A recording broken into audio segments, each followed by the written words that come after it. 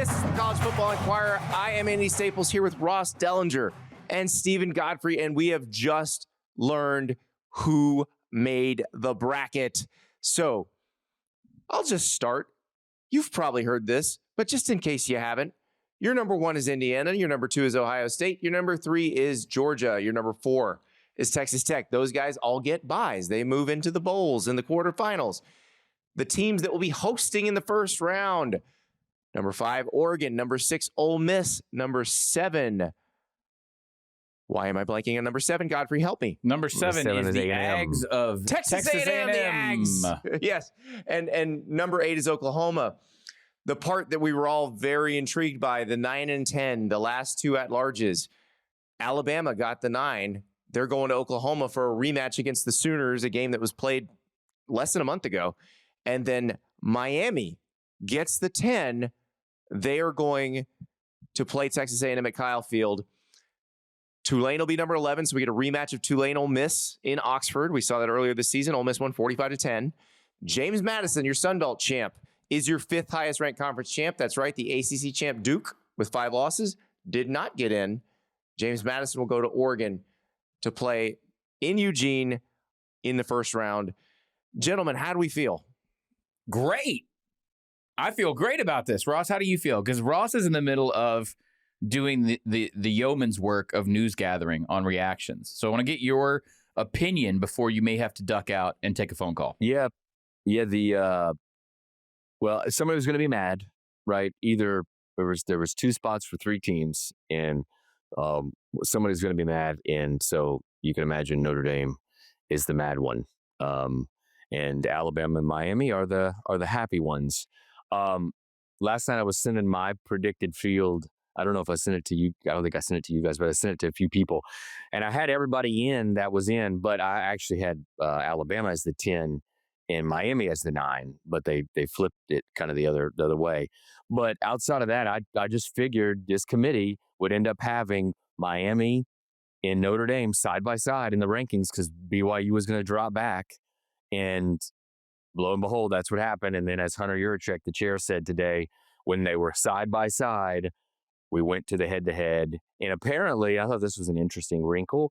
Hunter asked all the committee members to rewatch the Miami Notre Dame game from week 1. It was so long ago. Mm-hmm. And if you rewatch that game, I was there, and look, the first 3 quarters, it was a dominating performance by Miami against Notre Dame, and Notre Dame rallied and came back to make it close in the 4th quarter. But all the committee members probably saw that on the replay, and this is where we are. And I think the big talking point on ESPN, I noticed on the show, was an interesting one, which of course was, well, why the hell do we have 2 G5s in the playoff? Neither who can win a national championship when there's Notre Dame sitting on the sideline that could win a national championship. What a shame, Andy and Ross. How did we get here? I wonder how we got here. Perchance, gentlemen, we got here because there's an Atlantic Coast Conference with 2 teams from San Francisco in it who got rid of their divisions, who enacted an asinine, counterintuitive, counterproductive championship standard for determining participants in Charlotte. And then when they barfed up Duke as their conference champion, the bylaws of the college football playoff took the 5 highest rated conference champions. But no, we had a nice table full of analysts at ESPN never mention that the completely counterintuitive construction of super conferences is the actual reason we ended up here. It's also, as Andy's pointed out before, would have squelched the debate last year because the oversized Big Ten allowed for Indiana to have a weaker schedule.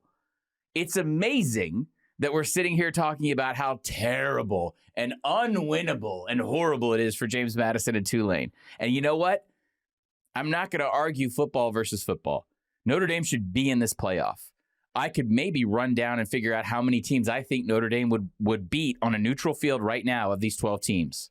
Notre Dame would be favored against more than half of them. But you reap what you sow. And the only thing that disgusts me today, I feel bad for Marcus Freeman in Notre Dame. I feel bad for Clark Lee and Vanderbilt. I kind of even feel bad for Steve Sarkisian in Texas. We will now spend an offseason blaming everyone but ourselves, us being college football, for this system. You reap what you sow. You wanted to make a giant conference and not have divisions. Congratulations to the JMU Dukes. Eat it. Well, and what's interesting is the 5 highest ranked conference champs was an elegant construction, which, by the way, one of the 4 people who constructed it was the Notre Dame athletic director at the time, Jack Swarbrick. Sure was. It was an elegant construction because you can't say the champions of these particular 4 or 5 conferences. You had to say the highest ranked conference champions, because it was never going to be a case where one of the group of 5 champions will be ranked higher than a power conference champion. And in fact, it has happened both years that this playoff has been in effect. I just love now we've had 2 12-team playoffs, and the G5 has busted this party 2 completely different ways. And I love everything about it. I'm very happy. Well, and guess what? The rules got changed after it did it last year, and I would be shocked if they get changed again. So it's absolutely coming. There are a lot of football things we can discuss, Andy. I don't know where you want to drive us in particular. There's some really interesting matchups. There are some very frustrating things from a pure football standpoint. So there's a lot to discuss. Well, so the 2 most interesting matchups in the first round, obviously, are going to be Alabama-Oklahoma, which is a rematch of a 2-point game that happened in Tuscaloosa on November 15th. And that one, I think, could be fun. Alabama does not pass the eye test of late, but I do wonder, with Alabama getting Jam Miller back and some other players healthy, do they look like the Alabama that was slaying dragons in the middle of the season? That's the big question. And then, of course, Miami and Texas A&M. That's going to be a very fun game. People have asked why certain teams are in certain bowls, so I think it's a good time to explain that. Yes. So Indiana will await the winner of Alabama-Oklahoma in the Rose Bowl. The Big Ten champ traditionally goes to the Rose Bowl. That's why they're in the Rose Bowl. The next one is Ohio State, which I was actually a little shocked, Godfrey, that Ohio State was 2 and Georgia was 3. I thought Georgia might be 2 and Ohio State 3. It doesn't necessarily matter. It does change who they might play next, but I think if you look at the bracket, either team could potentially have a very tough next opponent. So it's not like Georgia has already played Ole Miss once this season. They beat them in Athens, but it was a very competitive game. And then Ohio State's going to have to play Miami or Texas A&M, which if Ohio State were picking a first-round game that it did not want to draw from, that would be the one. Yes. So Ohio State will be sitting in the Cotton Bowl, and so the Cotton Bowl is 100 miles closer than Hard Rock Stadium in Miami Gardens, Florida. So it could have been done purely on geography, but also Ohio State, I think smartly, probably would not want to play Miami in Miami's home stadium if they could get away with it. Now, playing Texas A&M in Texas is not necessarily easy either. No. But the Buckeyes travel well enough that if that winds up being Texas A&M and Ohio State in the Cotton Bowl at Jerry World, it's probably half maroon and half scarlet and gray. I would say with the size of that one fan base, aside from actually maybe the poor Irish of Notre Dame, it's national. There are, I mean, how many Ohio State, either sidewalk or actual alumni, are there in the Metroplex alone, let alone that side of East Texas? Like that, they're going to be fine. I don't think it's going to matter either. Ohio State has played in that building a number of times. They won a national championship in that building. I don't think that's going to be an issue. I have no real qualm with any of the way that it shook down for the 4 partner bowls. I would actually say, out of character, I guess, I feel really, really happy for Indiana and for their fans. I am a staunch critic of the Rose Bowl's outsized influence on this sport, but there is something very romantic specifically for Indiana to play in the Rose Bowl for the first time, Andy, since 1968, and to host as the 1 seed. I think that's fantastic. Yes. They'll host an SEC team. It will be, if last night is any indication, if, let's say, Alabama finds itself a little bit better than they did yesterday, it will be a ruddy game either way, I think, unless Mateer is 100% healthy. I think that's going to be a bit of a slog in the Rose. In terms of projecting these bowl matchups, I think the most fun, we talked about this before we went on air, is probably going to be the orange, which we anticipate to be Oregon and Texas Tech. Yes. Now, I think Dan Lanning is probably the happiest person today because remember, Oregon had the incredible regular season last year. They won the Big Ten. They went 13-0. And their reward was they got a bye and they got to sit in the Rose Bowl and wait until that buzzsaw from Ohio State showed up and just crushed them. Now they get a game against a team that is not going to beat them. So they get to tune it up. They get to play. They get to not get rusty. And then they get to play Texas Tech, which, by the way, Texas Tech is capable of hanging with these teams. This is not a case of, I can't believe they put the Big 12 at number 4. No. This roster will look like the roster at Oregon. It looks like the roster at Alabama. It looks like the roster at Oklahoma. Like it fits. And I think that's going to make this a really fun matchup.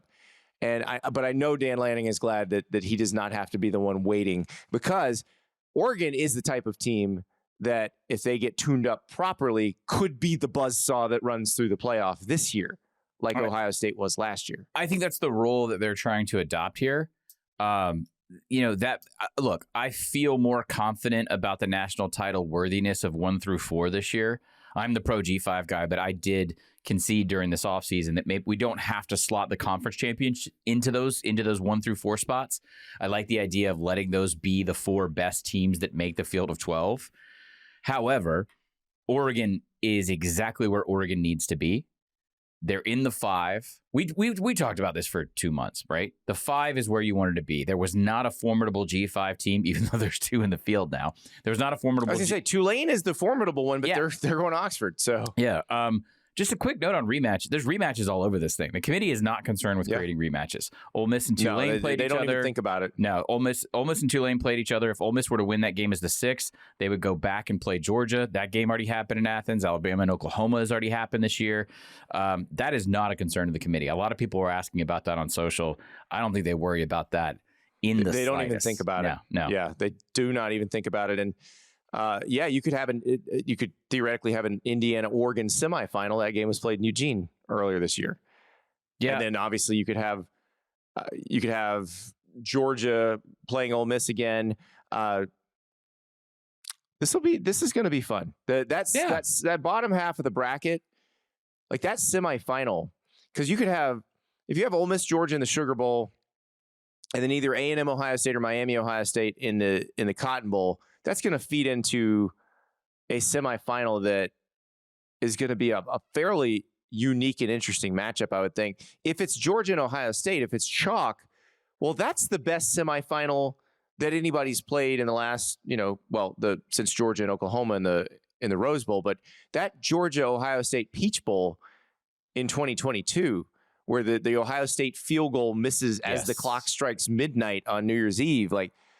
That was an incredible game. If we get anything like that, it's going to be amazing. That is the game to watch, in my opinion. And I know Ohio State lost last night. I'm not trying to short sell Indiana, but in this entire bracket, the game that I would see that is that I feel like is best on best at this moment would be Georgia and Ohio State, for sure. We can talk a little bit about Saturday's games if you'd like, but I think this is based off of the last bit of data we got. I feel like this is well positioned. I don't have a problem with the Buckeyes at 2. It's a missed field goal. I'm fine. Like I'm okay with that. I think Georgia's okay with that. I think it's semantic to move. I don't think Georgia would care if they were the 2. I don't think it matters because you're still on the same side of the bracket. Yeah. Like and Ohio State has a much tougher quarterfinal matchup than Georgia could potentially. And I actually think from a physical standpoint, Ohio State would rather get to play Ole Miss than either of Miami or Texas A&M. Yes. So Texas, and they're going to have to play one of those two. Texas Tech, I know, would love to be in the Cotton, but they weren't going to jump that high. No, it wasn't going to happen. I think, and it's so hard to measure zeitgeist or national sentiment. I do think Saturday's result in the Big 12 championship helped continue to push down a counter narrative against Texas Tech. I do think they belong as a 4 seed. As a top 4 seed. I do think they belong exactly where they're at. When you have a front 7 like that. Hey, by the way, regardless of how you constructed it, okay? I don't care if you paid for it outright. I don't care if it's the... Well, everybody else paid for theirs. Correct. I don't know why it's so different than Texas Tech did it. What do you think? Do you think... Oh, Texas Tech's not one of the teams that's supposed to be able to do that. Yeah, I'm pretty sure that if I asked Georgia's defensive front what brought them to Athens, it wasn't like a fantastic education and the opportunity to pursue a graduate degree, okay? That's fine. Jittery Joe's Coffee and Creature Comforts beer. Athens That's is what fantastic it was. town. We know that. Yeah, But no, I like the construction of this. We can do the Notre Dame bit now if you'd like. We can do it in a minute. I'm not trying to invalidate the anger of the Irish fans. Let's go ahead and do it, Andy. 1 through 12. Let's do it. 1 through 12. Okay, right off the bat, I will go ahead and eliminate my friends in the G5. Okay, so that's 2 down, right? We're going to favor Notre Dame considerably, and we're going to predict them to win against both James Madison and then against Tulane. Let's skip Miami for a second. You want me to go to Parker Fleming's site and give you what the spreads would be in these games? Sure. We can do that. Let's go. These are all, we'll do all neutral sites. Okay. So Do you need me to vamp let me get for a Notre second? Dame set up in one of these. Okay. Yeah, let me get Notre Dame set up in one, and then you just tell me what the other team is. Okay. So basically, we won't even bother with James Madison and Tulane. Do you want to go straight and just go? Do you want to do Miami right out? Let's do Miami. Okay, because they're the 10th seed. And we can have some fun with this one since Notre Dame was favored against them the first time, right? And Miami won the game. Okay. Notre Dame would be a 1.5 point favorite. A 1.5 point favorite versus Miami in a rematch. Yes. Okay. Let's go to Alabama. Let's go to Alabama. Notre Dame would be a 6 point favorite. Yeah, this feels correct to me as well because the eye test. This is the one. There's something about the way Ty Simpson has played the Alabama offensive line in the last couple of weeks. It feels because they can't run the ball. What was?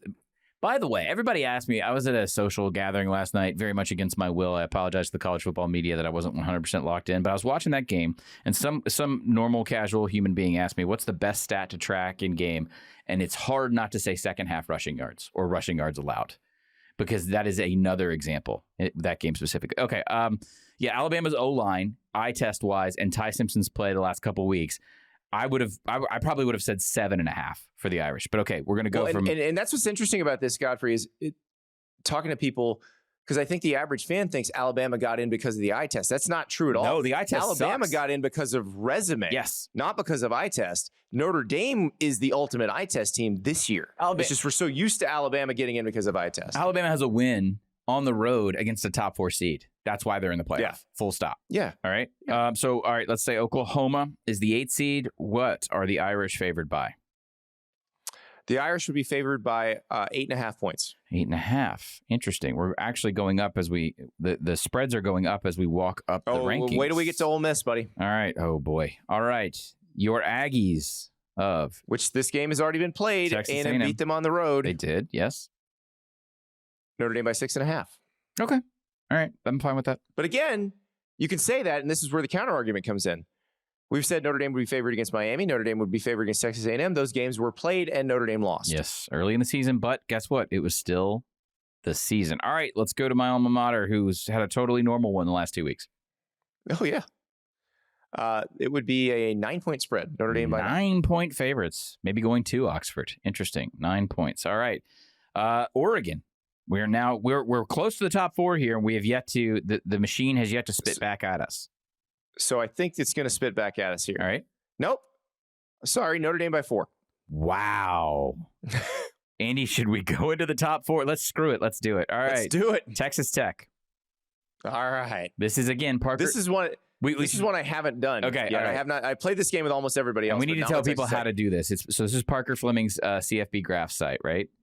Yes, it is. Okay. You input the teams. You can decide where the game is played, or you can say neutral site. We're doing all these as neutral sites. Okay. Notre Dame, Texas Tech at a neutral site. Yes, sir. Is a pick'em.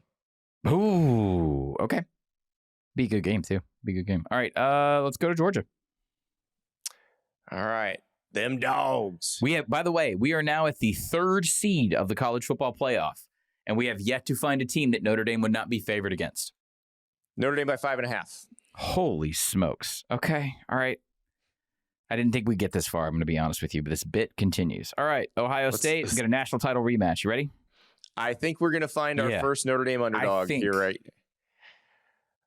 Ohio State by 6.5. By 6.5. So we are finally in the plus in the 3rd seed, folks. And then just to round it out, what would they say against Indiana in another rematch from the last playoff? IU by 0.5 point.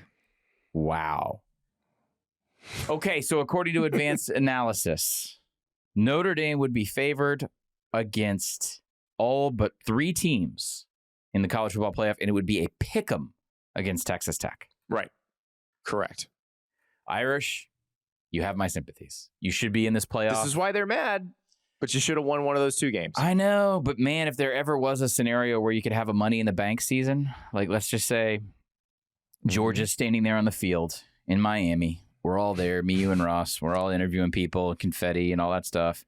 And then all of a sudden, you hear a glass break, and then you hear that Irish marching band music. Marcus comes in with the gold briefcase. Suit him up, boys. We're going for another 4 I'd pay to see that at like 12:45 at night. I'd buy that. I would buy the pay-per-view. Right, but it has to be Money in the Bank style. They have to immediately be like, all right, get some refs. Georgia, get you a Powerade, get you a couple bananas and a cookie. Don't cramp. Let's go. Line it up right now.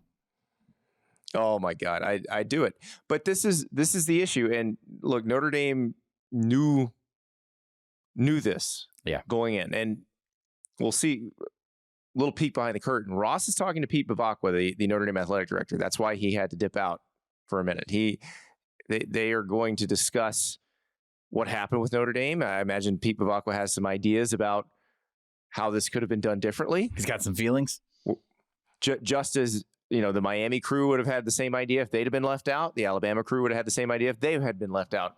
The difference is when Notre Dame's left out, it doesn't have an entire conference come at your neck. Right. It is just them. So I'm going to be curious to see what that means. And also, I think Pete's a smart guy. Notre Dame was integral in the construction of this system. Yes. And there were certain trade-offs that, and obviously Pete was not the guy who did it. It was Jack Swarbrick, his predecessor. But there were certain trade-offs that Jack Swarbrick was willing to make with the old rules, with the you had to be a conference champ to get a bye. Notre Dame was willing to trade that. They said, we're fine with never being higher than a 5 seed, which now they can be higher than a 5 seed. Well, so it actually worked out pretty well for them. But that worked out great even in the first year because they ended up getting a home game. They thrashed Indiana. It was a huge TV pop for everybody. They get the revenue. I mean, not that Notre Dame's super concerned with home revenue, gate revenue, but it doesn't hurt. Yeah. You got the star-making night in the first round, and then you went all the way to the national championship game.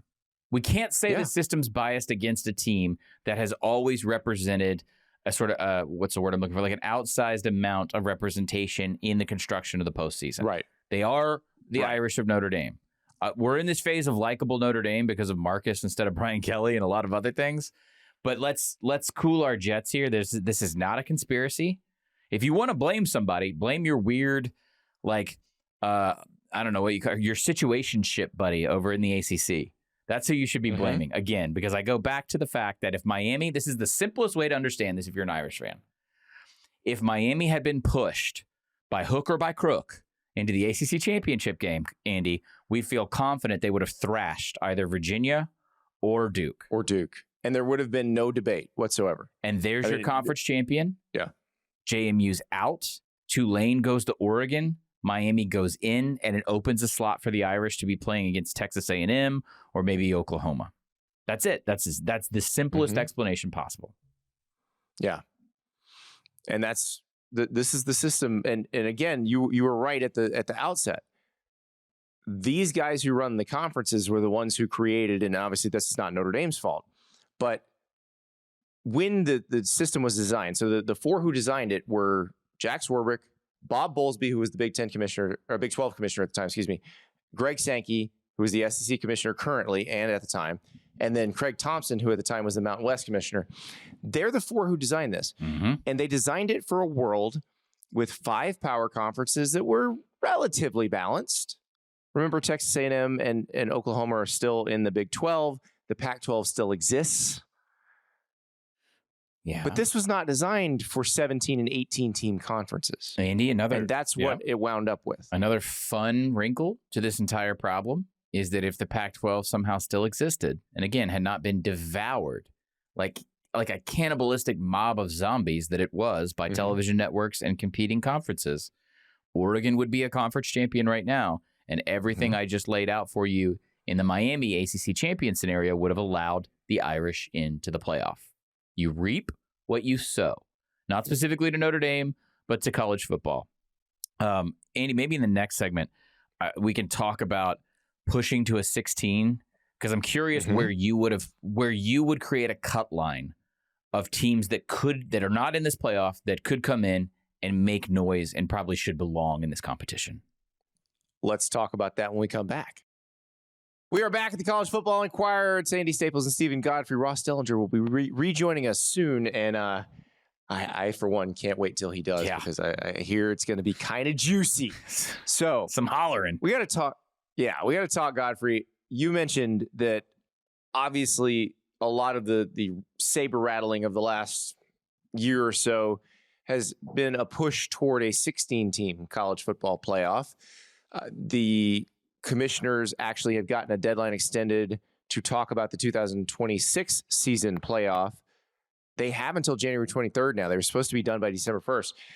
So theoretically, they could look at what happened this year and say, let's just add 4 teams to this bracket. So you brought up the question of, all right, where would I put the cut line?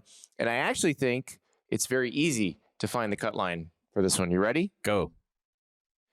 Just look at Diego Pavia's tweet to Donald Trump. Refresh my memory. I don't follow either on social. Diego Pavia tweeted at Donald Trump last week requesting an executive order for a 16-team playoff. This was not accidental because if you keep the same principles in terms of your 5 highest-ranked conference champs getting automatic bids, yes, and everybody else getting at-large spots, then the last team in the field of a 16-team playoff would be the Vanderbilt Commodores. Okay. I don't have that in front of me, but I'm looking at our 12-team bracket. And during the break, I thought, who would, from a quality football standpoint, and I will jump out and sort of defend with my valor the 2 G5s that are in there. So I'm not pulling anyone out. I'm saying we're not changing that rule. Plus, now, whether the people in charge decide they want to change that rule is their prerogative. Yeah. But we're not changing it for this exercise. I'm saying the 12 that were just announced and those matchups, could I find 4 more teams that I would like to add to this that I think that would create quality football? The 3 off the top of my head, in this order, obviously Notre Dame, Diego Pavi and Vanderbilt. I'm going to go ahead and say Arch Manning in Texas. Okay. All right. How about I give you the 4 that the College Football Playoff Committee would have put in this situation? Is why. So I didn't want to look. So go ahead and tell me if I'm close. Notre Dame. Got it. BYU. Okay. Missed that one. Texas. Got it.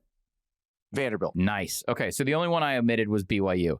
I don't know if that's bias or not. I think we're just fresh from yet another mugging by Texas Tech.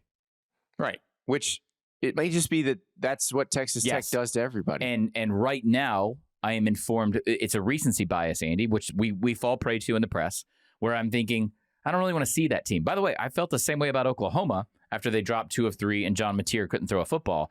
Now I'm excited to see who Oklahoma can kind of drag to hell Iowa style in this bracket. So maybe possibly the team they dragged to hell in Tuscaloosa a few weeks ago. Yeah, very possible. I think the committee thinks the same thing. So a month from now, if Texas Tech is in the national championship, Andy, I would look back and think, well, okay, BYU wasn't of that tier, and much like the basketball tournament, I still think they probably could have gotten in, won a game, made some noise. Yeah. Hey, could they have been a formidable opponent for Ole Miss or A&M? Well, here's how this bracket would work. Because remember, you'd just be tacking on Tulane and James Madison to the bottom of it at 15 and 16. Okay. Walk me through this. James Madison. So now they might try to do some stupid double bye system. Let's please hope they kill that with fire. If you want to do a 16-team playoff, just do a pure 16-team bracket with 4 rounds of playoffs. So James Madison, Indiana would be your first round matchup. Tulane, Ohio State would be a first round matchup. Vanderbilt, Georgia, which is an SEC matchup but was not played this year, would be a first round matchup. Texas and Texas Tech would be a first round matchup in Lubbock. The Longhorns would have to go to Lubbock. Can I stop us right now and can we just do this now? Like I'm fine. Why do they need to meet? Just do this now. This is so much better. I'm fine with this. I might anger you a little bit and say I would be fine with a feeder bracket into the 12 as well because we have this Army-Navy. I said I'm fine with it. I didn't say I wanted it. We have... it's not going to affect Army-Navy. You're just going to put them in the the same weekend. No. I'm not they're on arguing. out. Yeah, I'm not arguing against. What I'm saying is next weekend we have Army Navy, and we have the Yeah. semis or quarters. I can't remember the FCS, and then we have the Heisman that evening. It's the perfect weekend to slot in more games. And then if we can figure out an Army Navy exception if we had to one year. I want to apologize because on my On 3 show, I just said leave it at 12 because it's good that you have pretty good teams being left out. You're not scraping the bottom of the barrel to find people who can be competitive in the bracket. Agreed. But now that I look at this, I'd rather see this. Like, I'd rather see these games. Okay, well let me push you then a little bit. What size are you pushing back against?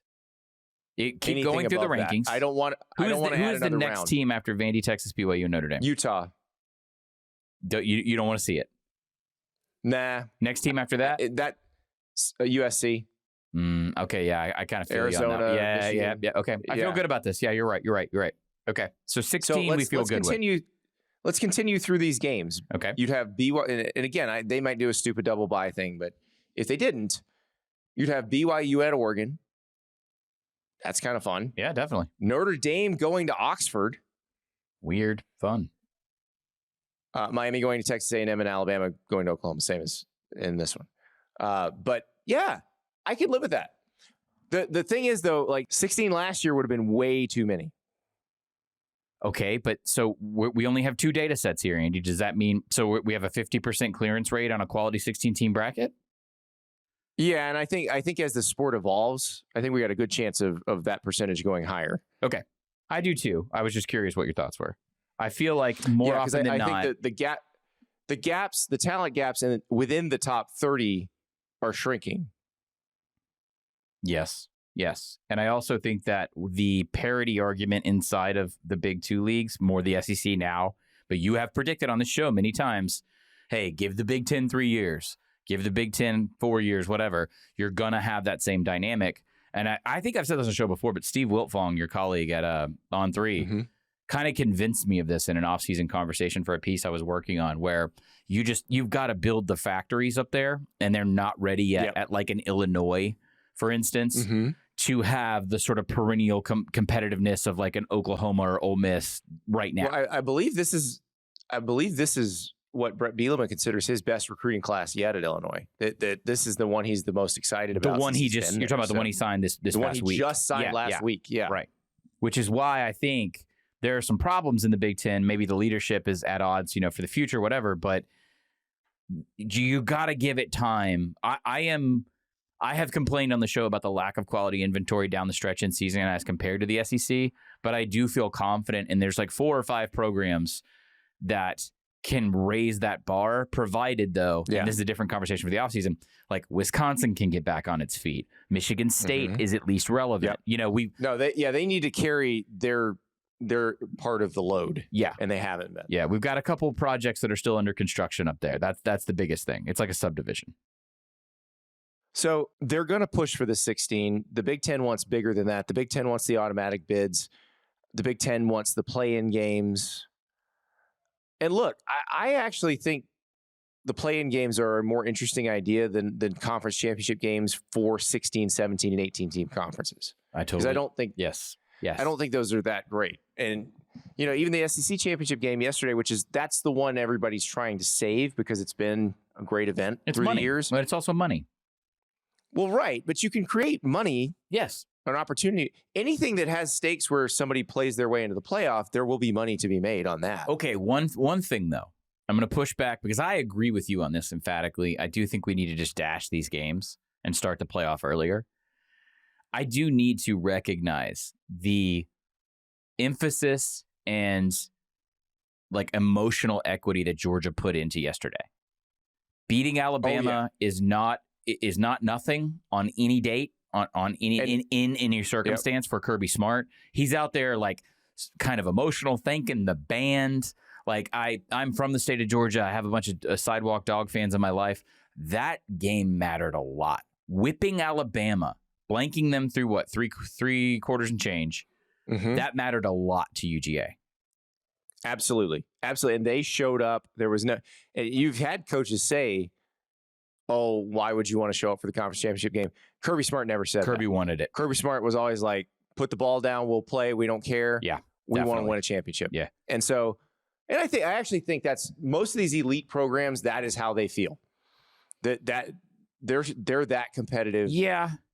But even if the outside circumstances change how it feels, the stakes of the game are, because there's a ball on a scoreboard, they don't care. Second thing I'm going to mention again that counteracts our argument. Shout out to my friends at Home Field Apparel and the other IU people in my life. Folks were weeping last night. Yes, who have 100%. cared, who have given a single damn about Indiana and tackle football.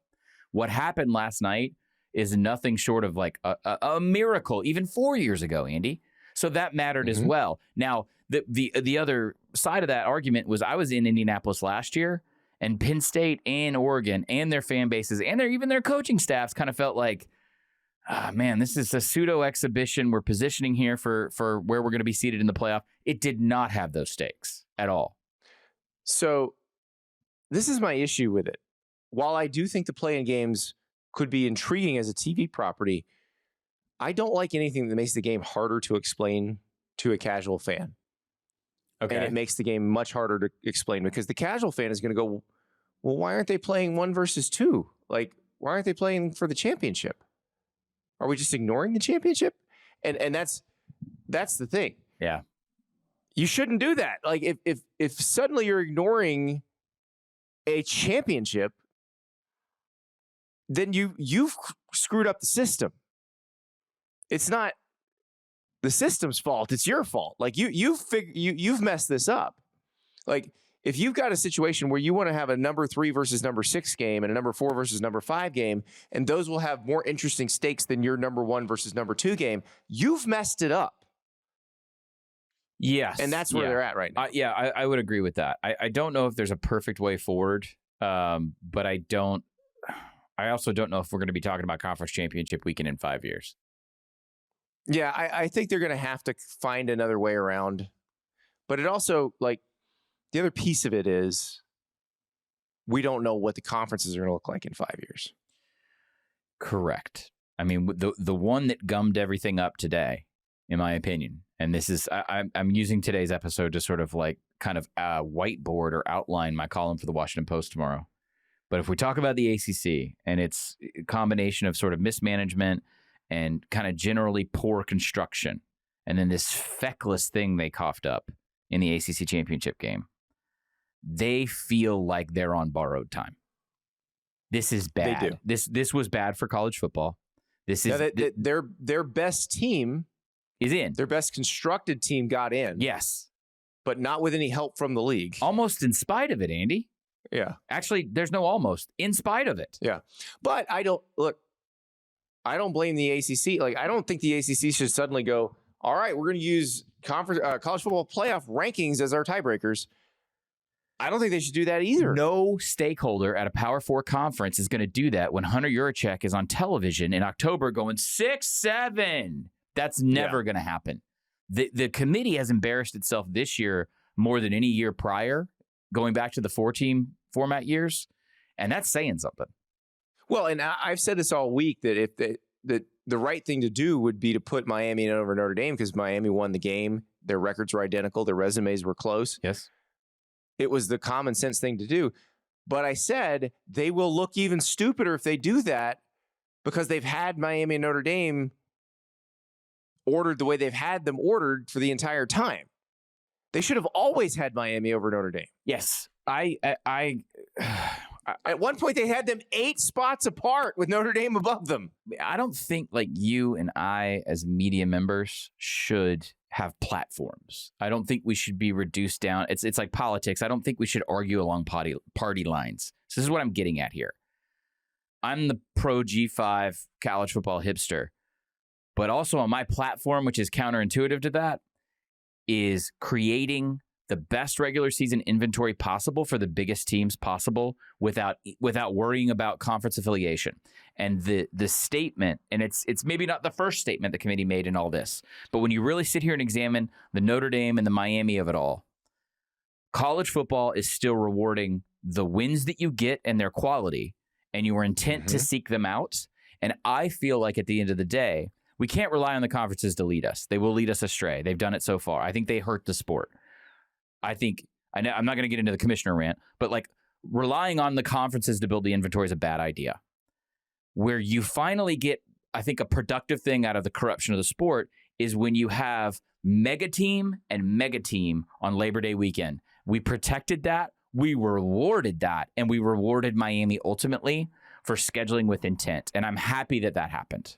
I'm happy that that happened. I'm not happy that it took 6 weeks of banging the drum and everybody with common sense saying, why is the team that won below? Because it's not like their resumes were appreciably different or their records were different. That would have been fine. There would have been a reasonable explanation. There was no reasonable explanation ever for that. And do you think Oklahoma loses 2 out of 3? I've talked about this a lot, but we have a single bullet point that explains that, which was an injured quarterback. I really think they beat Ole Miss at home if Mateer is 110%, based on the way the second half of that game went. So we don't have that with Miami and those losses.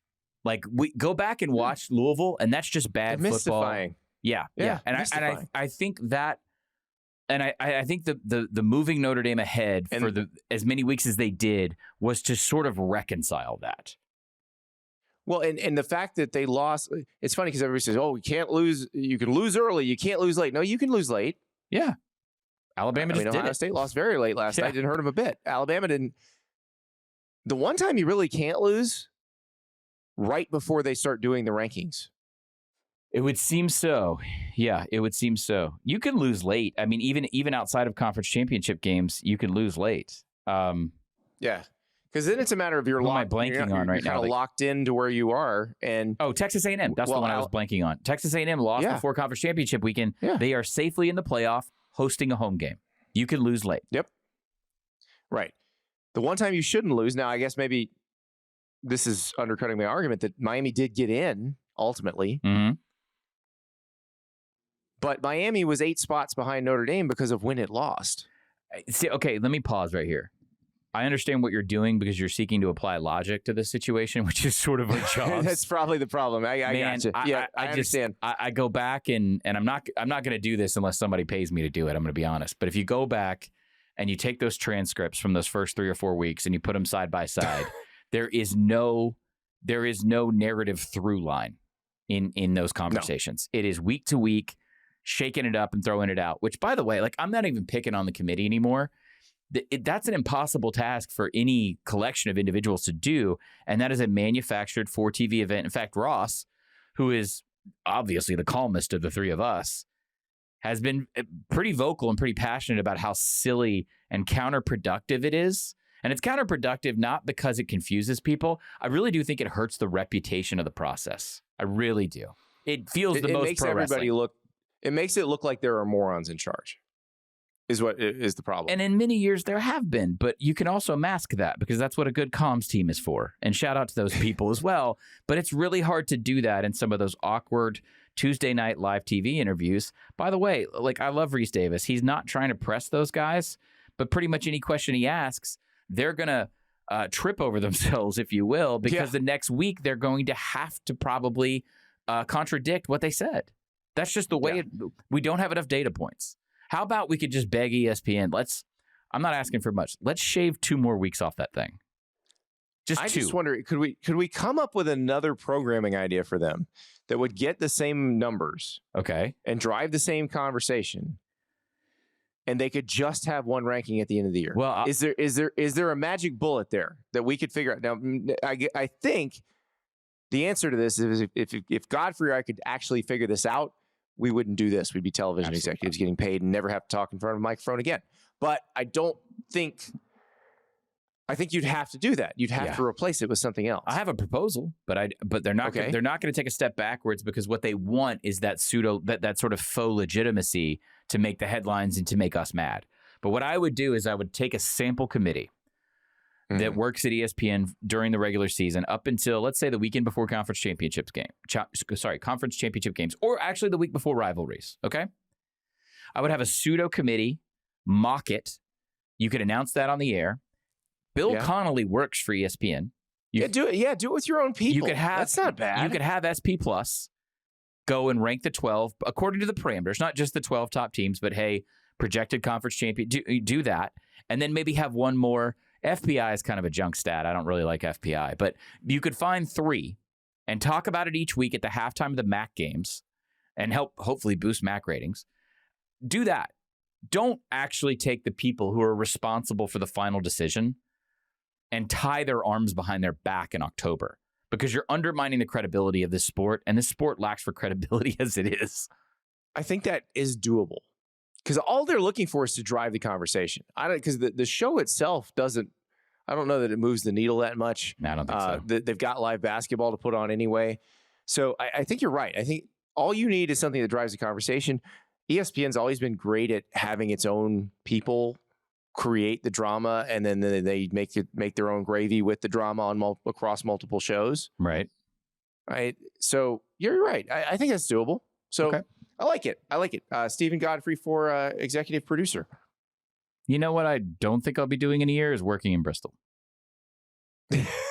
Call me. Call it a hunch. I don't think you're getting any phone calls from the 860 right now. Calling it a hunch. Godfrey. Yes, sir. Let's pause right now. When we return, Ross Dellenger will be back. I am very anxious to hear what Notre Dame AD Pete Bevacqua has to say, because I think spitting bars, Andy. Of all the people who have an opinion on what happened on Sunday, he's got the strongest one. So I am fascinated to hear what he has to say. We'll be right back. We are back at the College Football Inquirer, and Steven Godfrey and I were just playing television executive, trying to figure out how to replace the useless and possibly damaging weekly college football playoff rankings. Guess who else hates them now? Notre Dame Athletic Director Pete Bevacqua. Ross Dellenger was just on the phone with Pete Bevacqua, and this is not a great day for Notre Dame, because obviously they were left out, went into the thing thinking they were in. Ross, what was that conversation like, and what were some of his bigger points? Yeah, well, let's start with that they're obviously shocked and saddened over it. Consoling players. They all watched the show together. The coaches, players, and some of the administrators. And I think the room felt pretty confident they were going to get in. It was just, are they going to be 9 or 10? That's what he told me. They were going back and forth on, are they going to be 9 or 10 seed? And obviously when it came up, there was pretty shock in the room, and Marcus Freeman addressed the team. And basically, I'll kind of read part of the quote of what Pete Bevacqua said. Marcus told the team, usually there are reasons and answers and explanations, but we don't have one for you with this. This is shocking and upsetting, and utter disbelief and sadness for all of you who believe that we did everything we could basically to get into the field. So that all happened. But they didn't do everything they could. They could have beaten Miami. That's true. That is true. And so that shifts to Andy, read the room. God. Sorry. The process of the ranking show. And we talked about this a few episodes ago too, I think, because I was referring back to a story I did last year where Bob Bowlesby said, the former Big 12 commissioner, he suggested an end to the weekly rankings and just having one ranking at the end of the season, maybe one in the middle, maybe one in like mid-November, but that's it. Just having 2. But he said, and I quote Bob Bowlesby, quote, ESPN would flip out, right? Because ESPN pays the CFP not just for the games, right, but for the shows as well. It's a reality TV show, as Godfrey has said multiple times, and that is what it is. And I think Bevacqua, in my interview with him, is calling for the end of these shows and saying that they gave false hope to Notre Dame, who was 5 weeks ago 8 spots ahead of Miami in the rankings, two spots ahead of Miami in the rankings before the last ranking. And so they're all just sort of scratching their heads and believe that this should be the end of the shows. Well, so the quote he gave you, or one of the quotes, and he's got some bangers in here. If the ranking shows are legitimate, there's no logical explanation of what happened to us.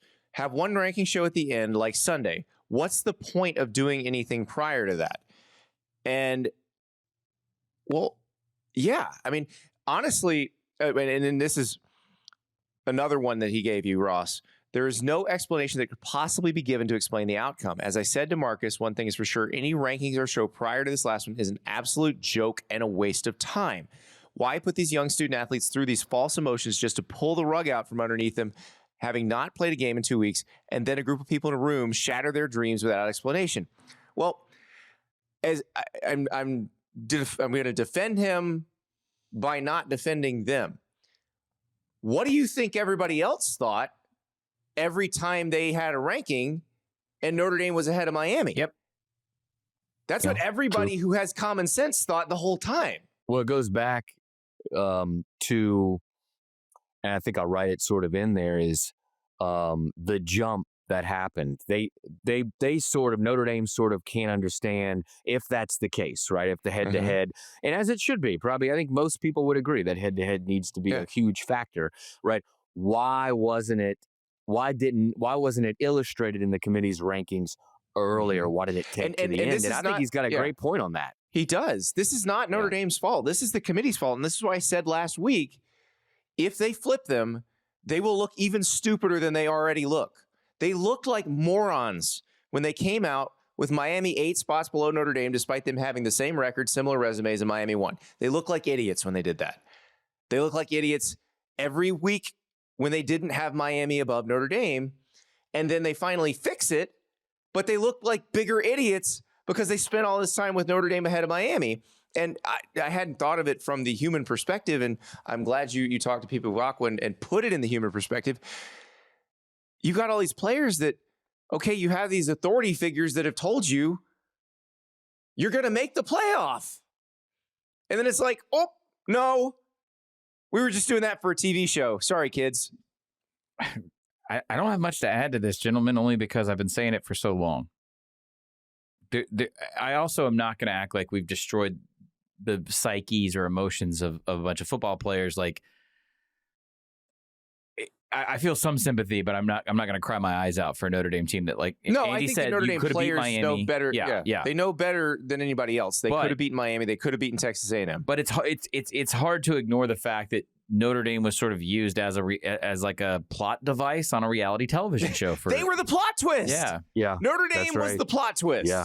That's true. And guys, like, I'm not leaning into conspiracy theories because, you know, the people who write the TV checks to the schools and conferences are the most powerful people technically. Yeah. But I wouldn't want to piss this group off. There's a lot of schools I'd piss off before I'd piss off Notre Dame. Well, the thing is, though, you piss off Notre Dame, you don't get a whole conference coming up your butt. Like that. But it's just true. But pardon the pun, this will echo across areas of influence and possibly in Washington, D.C. I would love to say it's a conspiracy, but that would be giving the committee too much credit. Like, I'm telling you right now, and I said this on my show the night it happened, the first ranking. Somebody should have stood up in the room when they had the rankings and they're looking at them and said, we're going to look like complete idiots if we have Miami and Notre Dame this far apart and Miami below them. That's what they should have done. And again, I said this in the previous segment while Ross was on the phone. I think they were trying to create a temporary context for the way in which Miami was losing those conference games. And that's the only thing I've got. Well, they should have waited for Miami to lose a third because that was our assumption. I think my assumption after they lost to SMU was, they'll blow it again. I think I picked against them in the Pitt game. Like, I just figured they would lose again. The other tough part, I guess, that compounds this argument is that Louisville and SMU, to differing degrees, kind of fell apart a little bit down the stretch. They took losses that made this entire situation look worse. Right. Because if Pitt or Louisville is playing in the ACC championship game, trying to earn a berth in the playoff, then that's a different look. Yeah, where SMU doesn't lose to Cal in the last week. Right. Yep. Right. Yeah. So I said Pitt or Louisville. I mean SMU or Louisville. Yes. One other thing he said, and I had to ask him about the independence, obviously, right? It comes up quite a bit. No Notre doubt. Dame is not in a conference. And did he believe that Notre Dame's lack of a conference affiliation had anything to do with, the subjective nature of all this in the room. He didn't answer that directly, but I'll give his quote on Notre Dame being an independent. Oh, boy. We love being independent in football. It's part of our DNA. We have zero intention of changing that. It's part of who Notre Dame is. Quite frankly, this further cements our independence. That feels like big feelings at the end. That smacks of an emotional response, to be honest. Here's the thing. Their independence is fine, and I will defend their independence for as long as I live. I love the whole story. I understand why they do it, and I'm glad they love it, and I'm glad they fight to protect it. Yeah, this is America. You can fight you can fight to have bad beliefs. What is a bad belief? You just spent the first part of the episode crapping on the conferences, and now you're like, it's a bad belief to not want to be part of the corrupt conferences? No, look, Notre Dame got screwed today, but this may not be the day to stand up and say, well, now more than ever, we're going to be different than everyone else and still get mad. Like maybe that's not the PR tech I'm taking. But here's the thing: the way the bloated conferences are affecting Notre Dame and its independence, correct? Probably in a way that nobody expected. It's this, like, why are they fighting with USC?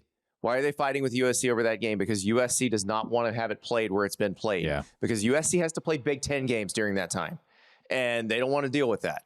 So Notre Dame is going to have to front load.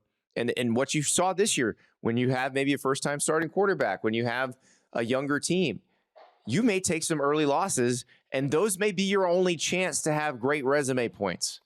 Notre Dame's schedule kind of farted down the road because they can't get the best teams on their schedule to slot in November. Now, they have that ACC scheduling agreement, so they're going to play 5 ACC teams a year. But the ACC and then they have sucks.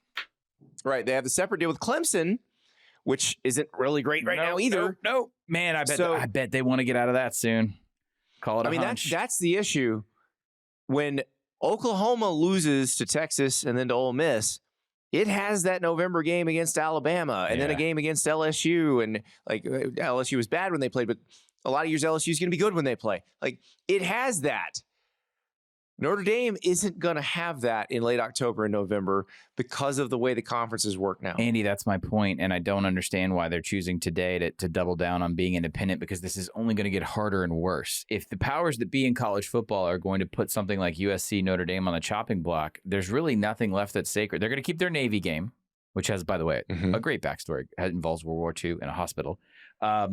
They're going to keep the ACC agreement and Clemson, but that alone, what I just charted out, is not the world's greatest resume if you're going to drop a game or two. So right, this is why I'm saying Michigan. You need to be playing Texas. You need to be playing the teams like that. Yeah, but Power 2 teams with 9-game schedules are not going to be incentivized to do this. I said in the previous segment, Ross, you were on the phone, that I felt like today was a referendum on playing good teams, scheduling intent, and the big helmets banging into each other. Like, my favorite part of the season is always like Labor Day weekend, where everybody hope springs eternal for everybody. We've got these fun games to celebrate the end of a long off season.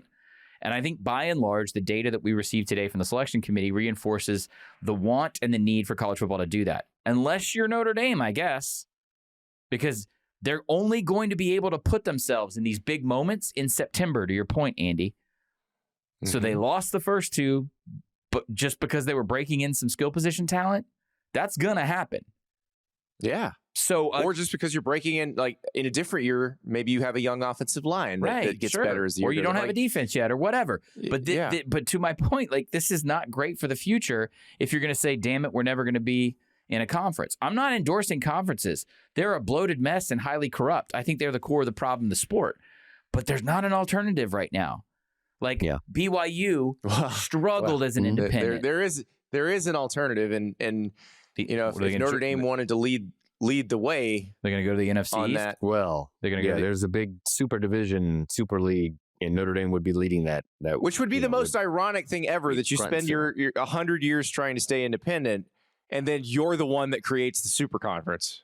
Now Pete Bevacqua has spoken publicly about that, and he has spoken against that. Yeah. At least publicly, he has spoken against that. But you're right; they would be a member of that. There's no doubt about it. Oh, they're definitely in any Super League configuration. And if they don't have Notre Dame, it's not a Super League. I agree with you on that. If they wanted to start the conversation, they could. Now, as Ross says, they're very publicly not in favor of that right now, which good. Yeah. I don't really want to see that. I do still think it's headed that way, but I don't really want to see it. I just pulled up the backstretch for Notre Dame. So in 2020, they went 10-2.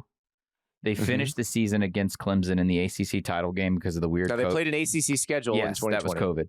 So we'll throw that one out. 11-2. This is how they finished the season at the end of the year. Navy, Virginia, Georgia Tech, Stanford. All right. 9-4 and 22. They finished the season. Clemson, Navy, BC, USC. USC was number 5. Yep. That's the first ranking I've come across. And remember, USC does not want to play that game in that spot anymore. So wait, 2023 they finished 10-3, backstretch. Pittsburgh, Clemson, Wake Forest, Stanford. So you're playing ACC schedule basically because you have to. Yeah. And then last year, the best one arguably only because of Army and Navy both being ranked. Their last games of last season, the 2 ranked teams that they saw were Navy and Army. They beat both. Then they played Florida State, Virginia, and USC.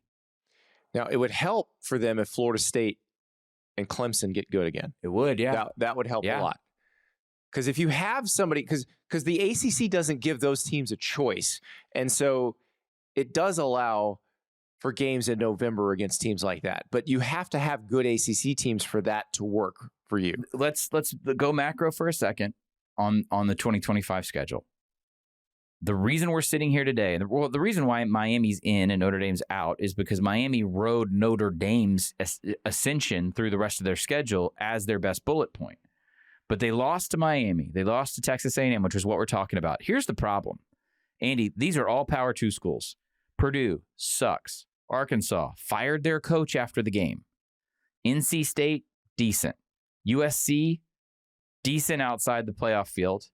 And then they finished the back end with Boston College, Navy, Pitt, Cuse, and Stanford. Syracuse, terrible season. Stanford, basically a lame duck season as they entered with an interim head coach to start the year. BC, one of the worst seasons they've had in years. There was so little weight to even the average Notre Dame season under this ACC agreement this year that not winning one of those Miami or A&M games just spelled their doom. And the Miami game, remember, is part of the ACC scheduling agreement. So at least Miami held up its end of the bargain. Yeah, I don't know how thankful they feel about that right now, but yes. So yeah, if you're Notre Dame, if you want to be independent, you're going to have to deal with this. You're going to have to figure out a way to get some non-ACC power conference schools that are good to schedule you in late October or November. That's going to be a trick that I'm not sure they're going to be able to pull off, especially as the SEC moves to 9 conference games. So, but Andy, they did everything they were supposed to do. They went to the SEC and got 2 teams. They lost to the good one, and they beat the crap out of one that ended up being worse than they expected at the time. They did what they were supposed to do. It just didn't pan out this year. The Big Ten team they scheduled, the 2 Big Ten teams they scheduled this year were USC and Purdue. Purdue USC dead weight. Like they got a short end of a stick this year with good intent. They just mean, when you schedule Purdue, you kind of know what you're doing. No doubt. Yeah. And I would say, wait, is this true? Has Navy beaten Notre Dame more recently than Purdue has? Or did Jeff Brom beat Notre Dame? I don't know. Yeah, I don't think Jeff Brom beat him. I don't think Jeff Brom beat Notre Dame. So I think Navy has beaten Notre Dame more recently is my point. They've got to, I think maybe Notre Dame has an ACC problem. Yeah, and that's the thing. Now, I do think you could get good Big 12 teams. I think BYU would be one because BYU lived the independence for a while. Yes, they did. And might have some sympathy for you. And also, here's the thing, like all the Big 12 schools, some of the mid-tier SEC and the mid-tier Big 10 would love to fill their stadium with you. Would love that. Yeah, but the problem is then you risk that Arkansas-Purdue situation. Well, right. They went to Arkansas this year, and Arkansas turned out to be terrible. But you have to schedule games like that. Like the Arkansas game, I do not fault them for. I think, Andy, what you're getting at is you need Texas or Alabama or Michigan on November 1st, and that ain't going to happen anymore. It's never going to happen. That's the problem. Yeah. You need a data point, and I'll go so far as to say this, Irish. If you'd have had Alabama or Texas, who else did I say, or Michigan this year, November 1st or after, I think you win that game and you're in the playoff. But you're not going to get that game. They're boxing everyone else out. Just ask some of these high-end G5 programs. Like the checks aren't, the trickle-down economy of scheduling is about to change. Mm-hmm. Yeah. Notre Dame has more in common with Boise in this scenario than they do with their peers. Well, yeah. By the way, like since my story ended been up for 10 minutes or so, 15 minutes, and phone is blowing up with people agreeing with Bevacqua on the weekly shows. I think we're going to see. Oh, thank you. I'm going to guess we're going to see. We did it, boys. We did it. I'm going to guess we're going to see a change there. Like maybe they don't completely get rid of them, but there's going to. I'm guessing there's going to be enough push to see a change there. We did it. Well, Ross, you were talking to Christopher Bevacqua at the time. The idea Godfrey had, I have no problem with, because see, there's no transparency with the committee anyway. We don't know who in the committee is saying what, or so why bother? Just have ESPN talent do it. Who cares? What's the difference? Yeah. So my pitch is take a faux committee. A sample size, you know, when like all of y'all in the media who are respected, you get invited to that faux fake selection committee thing, and then y'all write about it. Yeah, do that with ESPN staff in house. Have one ex-journo, have ex-coaches do that. Then have Bill Connolly do the weekly. Who wouldn't watch Nick Saban doing that? Right. But then have Bill Connolly's SP Plus transpose next to that. And then maybe a third factor, which would be TBD. Maybe just the AP poll. Who knows? Well, you could televise it. I'll be perfectly honest. You know what I'd actually enjoy watching a lot more than Reese Davis and Joey Galloway. I know where you're going with this. Crew at the desk. Yeah. I want Nick Saban, Pat McAfee, Herb Street, Bill Connolly, Heather Dinich. Like, just have them do it. Yeah. Have them talk it out. Joe, you can put Joey Galloway or put Booker McFarland. Booker McFarland's a great, like, very insightful person. Like, put them in there, put them in the room, and actually record it. Show us them talking it through. It's the film room thing they don't do anymore for the national title, which is the feed that I would always watch. If I wasn't covering the title game, I always watch the coach's film room. Yeah, I would watch that. Like, I would actually rather watch that from a rating standpoint. Now, will it drive the conversation? I think it will. Now, is there a chance that the committee, the actual committee, releases the one ranking that matters on that Sunday, and we're all surprised because they thought differently than the ESPN crew or the AP poll? Andy, maybe, but basketball doesn't even do that anymore. Basketball gives you a ranking before conference championships now, right? They give you one. Yeah. So one list of 1 through 64, maybe, or something like that. I will settle for 2. One in rivalry week, one in conference championships, and then the final actual selection. And can I add something? This is something that Ari and I have been pushing for on my other show. Can we rank them down to 40 or 50? No, I'm pushing even further. It's what I said on last week's show. All 136? No, the Chris Vanini? No, it doesn't have to be. You gotta do the full Vanini? It doesn't have to be that. You have to rank every participant in a conference champ. You have to rank until all participants in conference championship week are represented. And that includes the Mountain West. That includes the Sun Belt. So you wouldn't get to 130, but you'd get probably to 80. You have to do it to represent every potential conference champion, because that eliminates the doubt that we did a whole segment being like, is UNLV in this thing? Like, we didn't know, and neither did they. So do your damn job and rank the teams that are playing on conference championship weekend.